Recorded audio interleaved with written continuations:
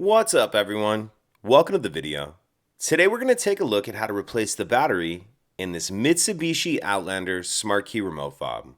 This Mitsubishi Outlander key fob is going to use replacement battery CR2032, and I'll put a link in the description box of this video to where you can purchase these replacement batteries if you're in need. The other thing I'm going to be using to change the battery is a flathead screwdriver. So the first thing we want to do is remove the emergency key that's in the bottom of our key fob. That's done by pressing this release on the back that my thumb's on, and the emergency key will pull out like that. We can just set that key to the side for now. Now if we grab our screwdriver and we take a look at the bottom of the key fob, we see there's these two notches, one right here and one right here. What I'm going to do is put my screwdriver in there, and you'll also need to choose a screwdriver that the blade will fit in these notches. But I'm going to put my screwdriver in the notch like that, and then I'm just going to twist it like I'm opening a lock with a key.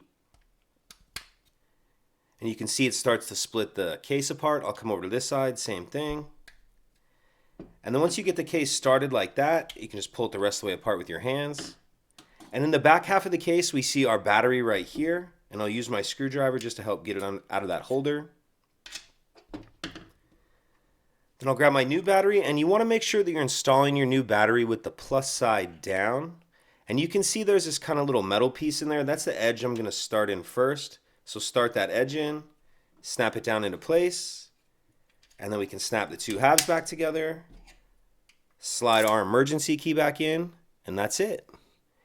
If you could take a second to like and subscribe, it helps us out, and I'd appreciate it. Thank you.